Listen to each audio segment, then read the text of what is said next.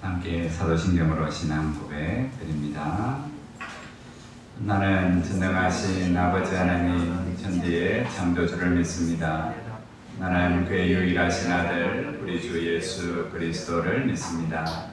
그는 성령으로 잉태되어 동정녀 마리아에게서 나시고 본디오 빌라도에게 고난을 받아 십자가에 못 박혀 죽으시고 장사된 지 사흘 만에 죽은 자 가운데에서 다시 살아나셨으며 하늘에 오르시어 전능하신 아버지 하나님 우편에 앉아 계시다가 거기로부터 살아있는 자와 죽은 자를 심판하러 오십니다. 나는 성령을 믿으며 거룩한 공교회와 성도의 교제와 죄를 용서받는 것과 몸의 부활과 영생을 믿습니다. 아멘. 찬송가 9장 찬송합니다. 9장 찬송 우리 1절과 4절만 그렇게 찬송하겠습니다. 찬송가 9장 1절 4절 찬송합니다. 하늘에 가득한 영광의 하나님 온 땅에 충만한 존귀하신 하나님 생명과 빛으로 지혜와 권능으로 언제나 우리를 지키시는 하나님 성부와 성자와 성령 삼위의 하나님 우리 예배를 받아주시옵소서. 주 앞에 나올 때 우리 마음 기쁘고 그 말씀 힘되어 새 희망이 솟는다. 고난도 슬픔도 이기게 하시옵고 영원에 잇대어 살아가게 하소서. 우리의 자랑과 기쁨 생명의 하나님 우리 예배를 받아주시옵소서.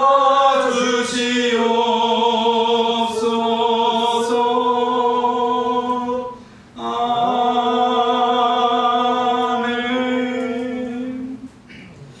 하나님 말씀 고린도전서 11장 2절입니다. 고린도전서 11장 2절에서 16절까지 말씀. 고린도전서 11장 2절 16절까지 말씀 교독하겠습니다. 너희가 모든 일에 나를 기억하고 또 내가 너희에게 전하여 준 대로 그 전통을 너희가 지킴으로 너희를 칭찬하노라. 그러나 나는 너희가 알기를 원하노니 각 남자의 머리는 그리스도요 여자의 머리는 남자요 그리스도의 머리는 하나님이시니라. 물론 남자로서 머리에 무엇을 쓰고 기도나 예언을 하는 자는 그 머리를 욕되게 하는 것이요 물론 여자로서 머리에 쓴 것을 벗고 기도나 예언을 하는 자는 그 머리를 욕되게 하는 것이니 이는 머리를 민 것과 다름이 없습니다. 만일 여자가 머리를 가리지 않거든 깎을 것이요 만일 깎거나 미는 것이 여자에게 부끄러움이 되거든 가릴지니라.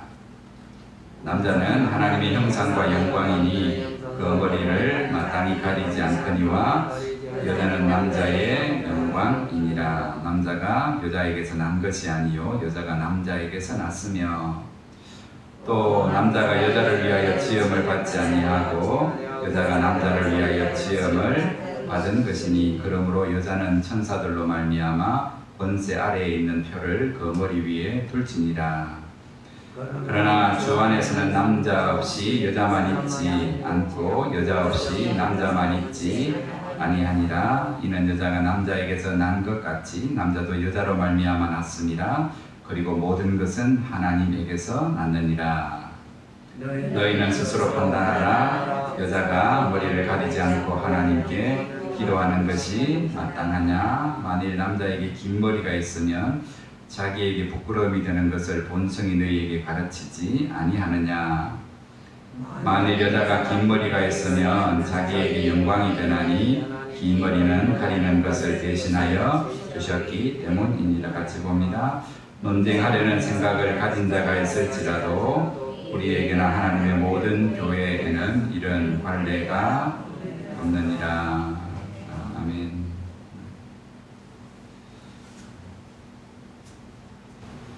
인권주의자가 보면 펄쩍 뛰는 본문입니다. 지금 어느 시대에. 그러나 한편 보면 지금 바울이 이 말했다가 저 말했다가 남자가 여자보다 낫다고 했다가 그러나 뒤에 가면 또 그러나 같다고 했다가 머리를 깎으라는 건지 말라는 건지 여자가 더 낫다는 건지 남자가 낫다는 건지 오늘 말씀이 좀 애매모호한 것 같아도 바울은 분명한 것을 이야기합니다. 지금 교회가 음식 먹는 문제가 막 갈등이 되잖아요. 이방의 음식, 제사 음식을 먹어도 되나 말아도 되나 답이 뭡니까? 네 유익을 네 믿음 기준 갖고 하지 말고 연약한 사람 생각해라. 너희 안 먹어도 그만. 그거 제사 음식인 줄 알면서도 안 먹어도 그만. 먹어도 시험 드는 거 아니고 안 먹어도 시험 안 들지만 네가 하는 행동을 보고 연약한 자가 보면 시험 들 수 있으면 그렇게 하지 마라. 하나님이 계시냐 안 계시냐 갖고 교회가 다투는 일은 없습니다. 우리가 그 하나님을 믿잖아요. 그죠? 그런데 어쩌면 부차적인 것들, 은사가 있으면 뒤에 보지만 은사를 받았으면 서로 감사하고 은사의 유익도 서로를 세우고 교회를 세우는 건데 이게 반대로 하잖아요. 반대로.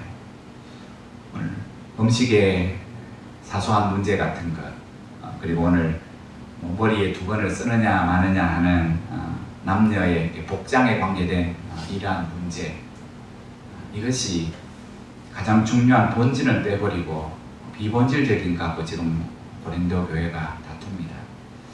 사소한 이런 문제 다 빼고 지금 왜 이럽니까 교회가? 하나하나 문제를 끊어오면 여기서 불쑥 일어나고 이걸 끊어오면 여기서 불쑥 일어나고 이 사람 말려놓으면 이 사람끼리 들어붙어 싸우고 이 사람 말려놓으면 여기 가서 들어붙어 싸우고 고린도 교회가 4번째 바울이 편지를 보내고 2번을 방문하기까지 문제가 가라앉지 않아요. 어쩔 수 없는 거예요. 근데 이 모든 문제를 보면 고린도 교회를 판단할 게 아니고 왜 이렇게 자기를 내놓았을까요? 바울이 잘하는 교회 믿음 이야기 쭉 해서 좀 격려하지 13권의 편지 보면 교회가 다 우리가 보기에 지금 망해요. 오래 못 가요. 우리가 경험상 알잖아요. 많지 않은 교회를 더 보면 싸우는 문제들 들어보면 지금 문 닫겠다, 갈라서겠다는 건 대번 짐작이 됩니다. 바울이 보내는 13권의 서신의 교회들은 다 가정교회예요. 많아봤자 20가정, 그거는 큰 교회고요.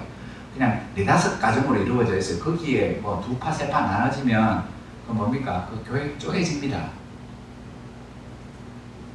오늘 고린도 교회뿐만 아니라 다른 교회 역시 마찬가지입니다.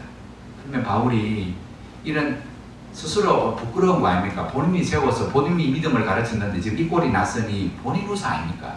근데 왜 이런 내용을 그대로 다 적어 보냅니까? 은사 받아가 뭐 병 고친 이야기를 한다든지 뭐 은혜로운 이야기를 쭉 안 쓰고 여러분 오늘도 내가 너희를 칭찬하노라 한 줄 딱 나오죠. 고린도전서 읽어보십시오. 바울이 칭찬하는 거 한두 가지밖에 없어요. 몇 줄밖에 없어요. 나머지는 다 책망하는 이야기예요. 그들의 잘못된 죄된 모습을 쭉 적고 있어요. 왜 그럽니까? 오늘 고린도 교회 편지를 통해서 오늘 그들뿐만 아니라 오늘 우리들에게 바울은 아니 하나님은 다시금 복음을 가르치는 먹는 문제, 네 식성에서 또 네 옷을 입는 취향에서의 문제가 아니다. 그거는 아직까지 네가 복음을 잘 모른다. 복음을 모른다. 네가 받은 구원을 잘 모른다.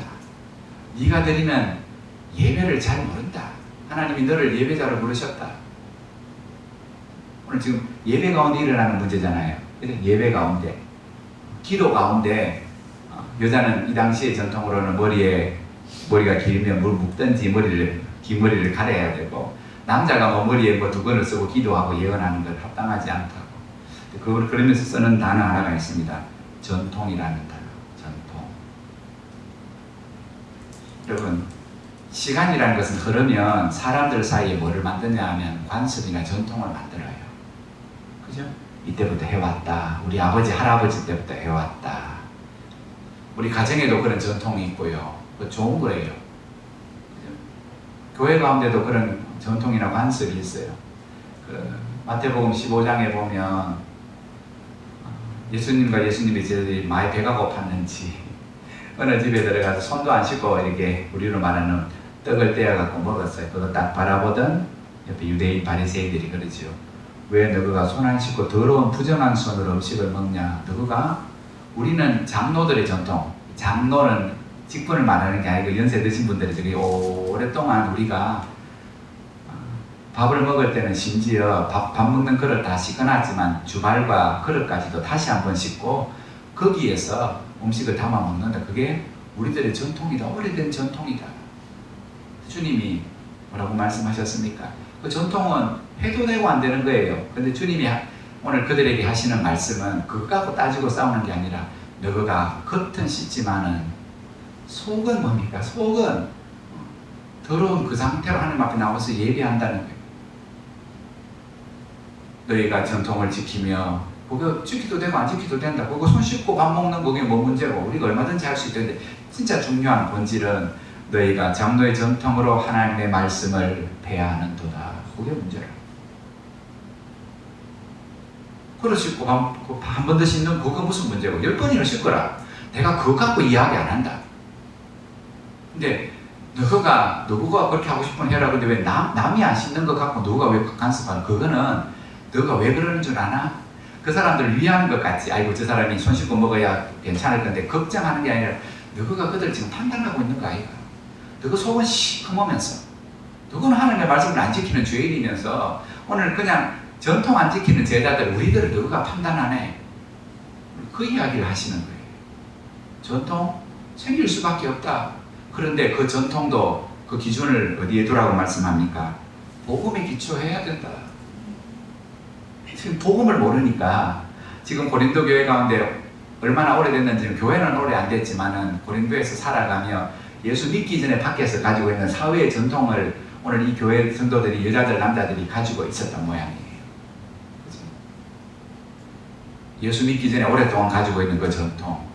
아마 머리에 여자들이 머리를 풀어 헤치는 것은 이방 신전에 갔었을 때 여자들이 머리를 풀어 헤치고 그렇게 하고 남자들이 뭔가를 치장하며 들었는데 그 모습을 그대로 가지고 오니까 이 교회 가운데 유대인들 그리스도인들이 그런 모습을 갖고 서로 판단하고 다투기 시작했던 모양이죠.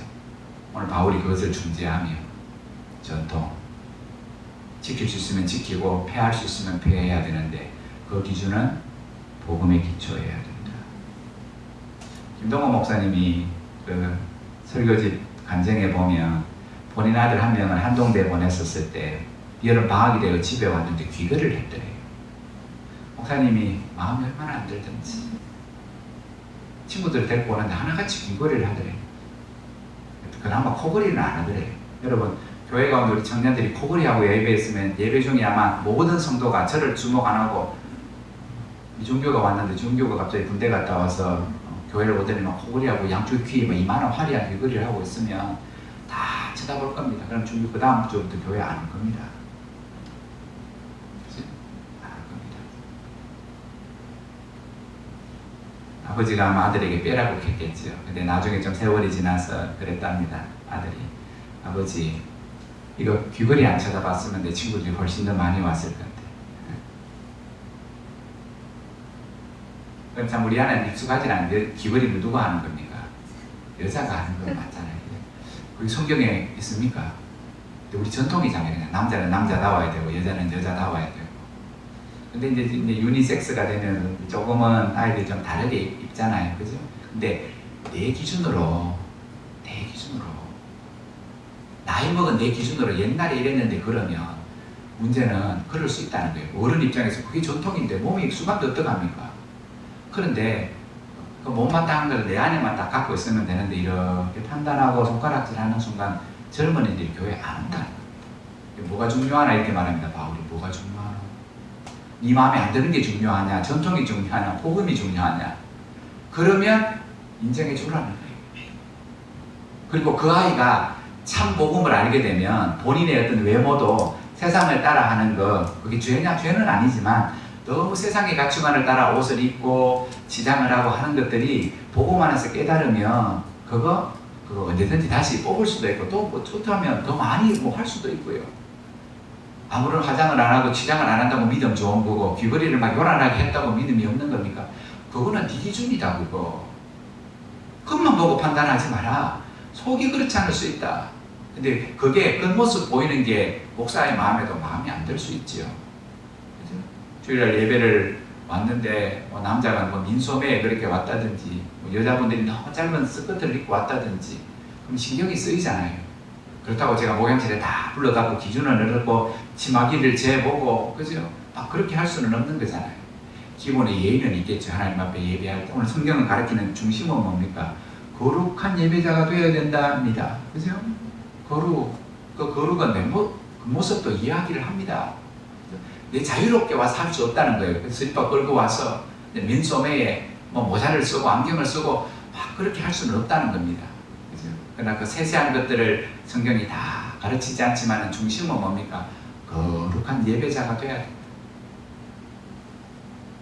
그 거룩을, 하나님의 거룩을 사모하며 예배해야 돼요. 그 거룩을 그렇게 다르게 표현했잖아요. 지난주 수요일에 하나님의 영광을 바라보며 예배자로 나와야 된다. 그러면 그 영광 앞에 거룩하신 하나님 앞에 설 때 오늘 스스로가 보면 아이고야 내가 세상의 모습 그대로 가지고 이렇게 준비 없이 나오고 뭐 옷을 걸치지 않거나 꾸미지 않고 나온다면 본인 안에 스스로가 깨닫게 되고 돌이키게 되고 변화를 일으킨다는 거예요. 그때까지 교회가 뭐라고요? 기다려주라고. 그래서 스스로가 오늘 계속 바울이 이야기하는 본보기 내가 그리스도를 본받는 것 같이 나도 오늘 주님의 본이 없다면 내 스스로 내가 갖고 있는 가치관 갖고 먹고 입고 행동하고 살아가는 거 오늘 내 기준 따라 살아갈 수 있다. 근데 내가 다 절제하고 스스로를 부정하는 이유가 뭐고 누구한테 권리를 주장 안 하고 권리를 포기하는 이유는 주님이 그러셨기 때문이다. 주님이 영광을 버리시고 주님 하나님이신데 권리를 주장하지 않고 도로 종이 되어 섬겼던 것처럼 그래서 나는 주님을 본받는다. 그러므로 너희도 나를 본받는 자 되라는 하는 내가 본받는 예수를 그대로 본받으라는 거예요. 주님이 어떻게 말하시더노? 가늠하다 잡힌 여자 보고 어떻게 말하더노? 그러면 주님이 그 여자를 대하는 같이 교회 안에 그런 사람이 들어오거든 너가 그렇게 대라. 근데 교회는 쑥덕거리잖아요. 그러면 오겠나? 오늘 주님이 끊임없이 고린도 교회를 통하여 복음을 이야기해요. 복음. 오늘 단순하게 보이는 머리에 두건을 쓰는 문제로 지금 교회가 다투잖아요. 오늘 끝에 보면 이렇게 나오죠. 논쟁하려는 생각을 가진 자마다 다 뭐 별거 아닌 것 같고 꼬투리 잡아가고 싸우려고 하는 사람이 있어요. 그죠? 교회 가운데 그런 사람이 꼭 있어요. 오늘 그런 사람에게 경고하잖아요. 서로 차이를 인정하십시오. 그렇다고 차별을 하진 않아야 되지만 그러나 또 말씀 안에서 보면 남자를 짓고 여자를 만드시고 하는 이 말은 남자가 낫다는 그런 이야기가 아니라 하나님이 남자와 여자를 통하여 질서와 조화를 만들어 놓으셨다는 거예요. 분명히 말씀하자 남자가 혼자 있는 것이 좋더래가 아니라 독처하는 것이 하나님 보시기에 안 좋았어요. 죄송한 말입니다만 연로하신 어른들 두 분 사시며 누가 먼저 돌아가시는 게 맞아요? 그런 게 어디 있습니까? 근데 오늘 사실은 현실적인 모습을 보면 남자분들이 오래 사시면 부인들이 옆에서 늘 일평생 수발했기 때문에 혼자서 못 사시기 때문에 보통으로 말하기를 그렇죠? 남편이 먼저 돌아가시면 여자 어른들은 스스로를 좀 관리하시기 때문에 그런 기본적인 현실적인 이야기를 하기도 하잖아요. 세상에 살다 보면 그런 보편적인 원리가 가치가 우리 가운데 있다는 거예요. 그럼에도 불구하고 그런 것들을 부정하라는 것이 아니라 그 속에 하나님이 다 남자와 여자를 만들어 놓으실 때 원칙은 누가 먼저 죽고 살든 간에 질서와 조화를 그 가운데 다 만들어 두셨다는 거예요. 남자가 나은 게 아니고 여자가 못한 게 아니고 하나님의 질서가 있다는 거예요. 두 사람이 조화를 이루어야 된다. 그 한 가정이 조화를 이루면 두 가정이 교회를 이룰 때마다 서로가 또 똑같이 뭐 하라고요? 질서와 조화를 이루라는 거예요. 우리는 남편이요. 우리 집은 내 뜻대로 됩니다. 그거는 집이 아닙니다. 그죠? 내가 돈 벌어오기 때문에 우리 집은 내 뜻대로 다 결정합니다. 그러면 그거는 가정이 아니에요. 남자가 뭐 자기가 잘 다스리는 것을 자랑하는지는 몰라도 그거는 집이 아니지요. 얼마 전에 신문에 보니까 큰 부자는 아니신데 자녀들에게 90이 다 된 노인인데 자녀들에게 한마디 상의 없이 전 재산을 복지재단에 다 바쳤더라고요. 그 노인이 잘 모르시는 모양인데 자기 명의의 집이고 모든 게 통장에 돈 들어있다고 자기 거라고 생각하는데 아닙니다. 가족과 함께 나누는 겁니다. 아버지가 돈 벌어오고 자녀들이 하나도 돈을 안 벌어와도 부인이 돈을 한 푼 안 벌어와도 그거는 자기 돈이 아닙니다. 온 가족의 돈입니다. 그래서 물어봐야 됩니다. 하면 좋겠냐. 그래서 해야 되는 거지. 내가 벌어왔기 때문에 부인하고도 상의 안 하고 자식하고도 상의 안 하고 그러니까 60 먹은 딸이 그렇디다. 우리하고 상의한다고 못 내게 할 것도 아니고 섭섭하다고.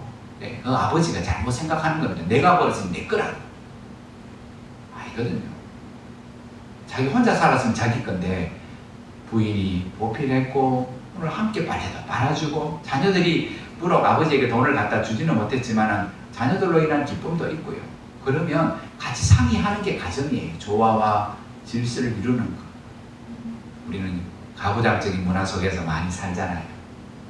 그러다 보니 교회도 가부장적인, 저도 아직까지 이해가 안 되지만 교회 여자 장로님을 세우진 않잖아요.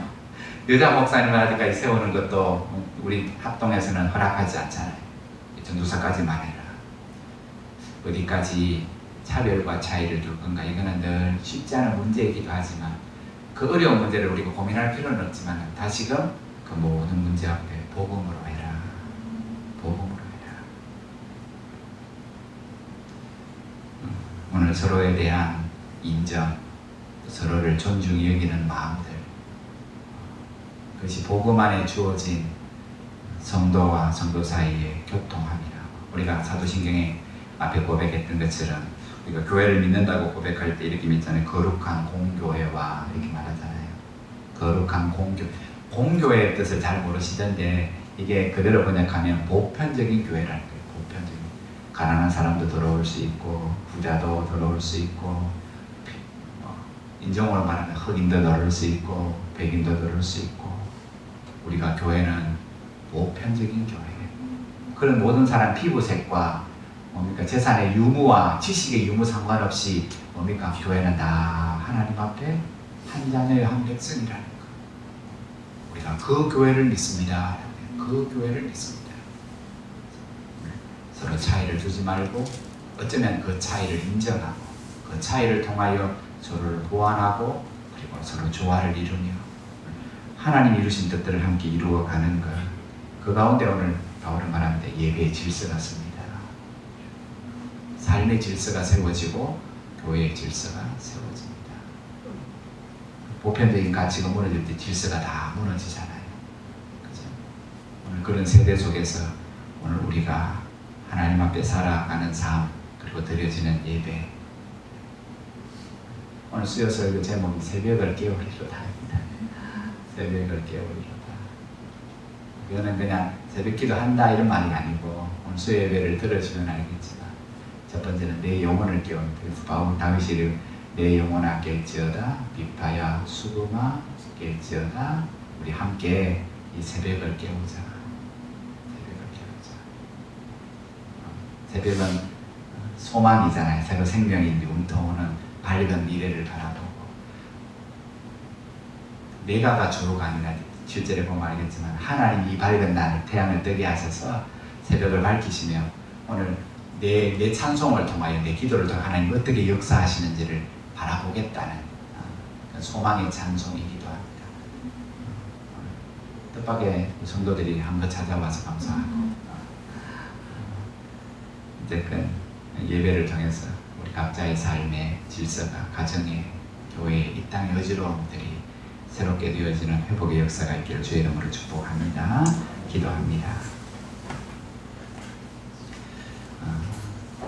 우리 개인의 삶뿐만 아니라 우리가 매일마다 드려지는 그 예배 속에서도 질서가 잘 세워지고 성도끼리 조화롭게 서로 존중히 여기며 거룩한 성도로 날마다 세워져가는 역사가 우리 가운데 있게 해주십시오.